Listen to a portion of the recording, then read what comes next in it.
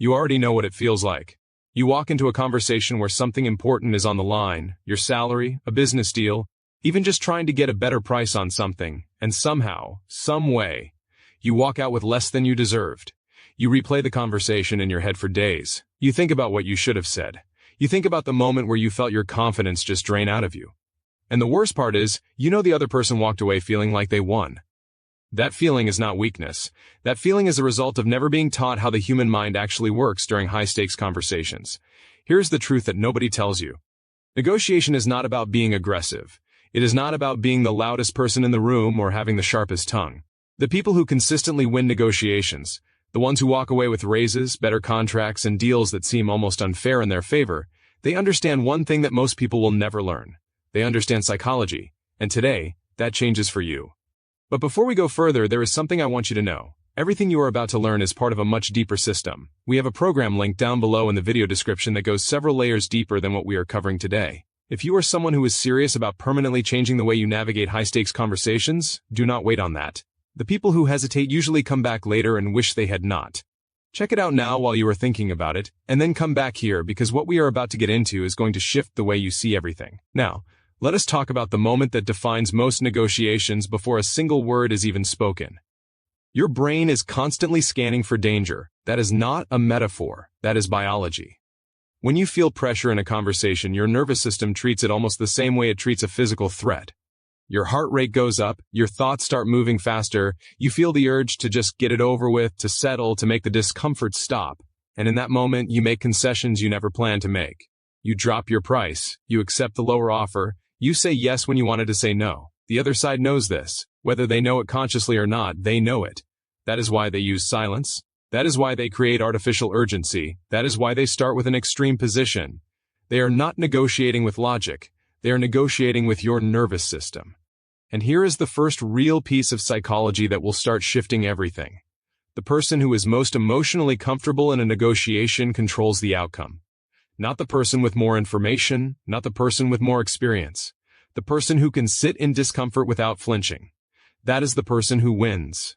Think about the last time someone stayed silent after you made an offer. What did you do? Most people rush to fill that silence. They start talking, they justify, they soften, they negotiate against themselves, and it costs them everything.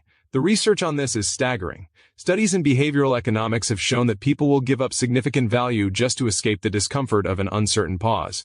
We are not talking about a few percent. We are talking about people leaving 30, 40, sometimes 50% of value on the table simply because silence made them anxious. Silence is not neutral. Silence is a tool. And when you learn to use it, you stop being the one who caves. Now, here is where it gets really interesting, and this is where most people have it completely backwards. Everyone thinks that the goal of a negotiation is to convince the other person to give you what you want. Wrong. The actual goal is to make the other person feel like they are winning even while you are getting exactly what you came for.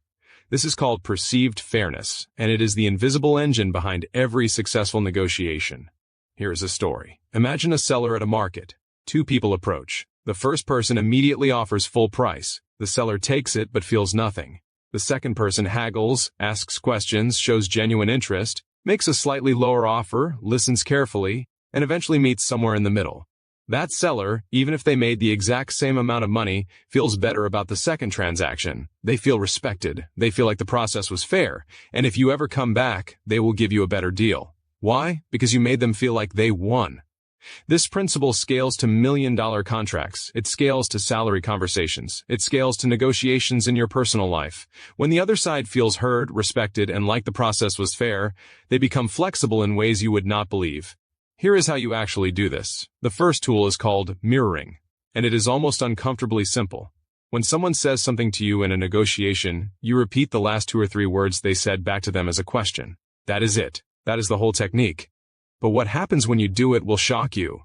The other person feels heard, they feel understood, and they start talking more. They reveal their real position. They tell you what actually matters to them.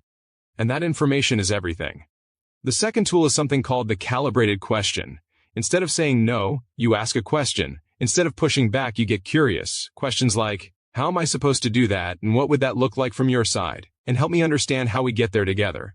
These questions do something powerful. They shift the burden of problem solving to the other person. Suddenly, they are working to figure out how to make the deal work for you. You are not fighting, you are guiding. The third tool is the most counterintuitive of all. It is the power of going second. Most people want to anchor the conversation by going first, and sometimes that is the right move. But there are moments in a negotiation where letting the other side speak first gives you information worth more than any opening position. When they go first, you learn what they value. You learn where their anxiety lives. You learn what they actually need versus what they are asking for. And that gap between what they want and what they need, that is where deals get made. People who have applied these three tools have reported dramatic shifts in their outcomes. Not slightly better, dramatically better. People who once accepted the first offer because they did not know what else to do, suddenly started walking away with numbers that surprised even them. And here is something I want you to really sit with. The cost of not learning this is not just about the money you leave on the table, it is about the version of yourself you never become. Every negotiation you lose takes a small piece of your confidence. Every time you walk out of a conversation feeling like you got less than you deserved, it reinforces a story you start telling yourself. That you are not someone who wins these things. That other people are just naturally better at this. That maybe you should just be grateful for whatever you get. That story is a lie. And it is a lie built from a skill gap, not a character flaw. You were never taught this. That is the only reason you have been losing. Now let us talk about the deepest level of negotiation psychology. The part that feels almost like reading minds. Every person in a negotiation has two sets of needs. What they say they want, and what they actually need underneath that. A client who says your price is too high might actually need to feel like they made a smart decision in front of their team. A boss who says the budget is tight might actually need to feel like they fought for their team before giving in. Understanding that hidden layer is what separates people who get good deals from people who get extraordinary ones. There is a framework for identifying this hidden layer. You ask yourself, if they got exactly what they asked for, what feeling would that give them? And then you ask, how can I give them that feeling while still getting what I need? When you answer those two questions, you stop fighting over positions and start solving a human problem. And human problems, when handled with genuine care, almost always find resolution. This is not manipulation. Let me be very clear about that. This is empathy applied strategically. There is a profound difference between trying to trick someone and genuinely trying to understand what they need so that both of you can walk away satisfied. The second approach is not just more ethical, it is also far more effective. Relationships built on mutual respect compound over time. The deal you make today with someone who trusts you becomes the foundation for the even better deal you make with them next year. And this is something that people who have truly mastered negotiation understand deeply. The goal is never just to win this one conversation. The goal is to become the kind of person who consistently creates value for everyone at the table, including yourself. Here's what I want you to notice about your own life right now. Think about the last 3 times you wished you had negotiated differently. What was the cumulative cost of those moments? Not just financially. What did they cost you in time, in opportunity, in the quiet voice in your head that said you should have done better? That number is real, and it keeps growing every single day that you go into important conversations without the tools to navigate them. The people who are getting the raises, the better contracts, the favorable terms and deals, they did not get lucky, they learned something. They invested in understanding how human beings actually work under pressure. And that investment has compounding returns that touch every single area of their lives, every year for the rest of their lives. This is your moment to make a different choice.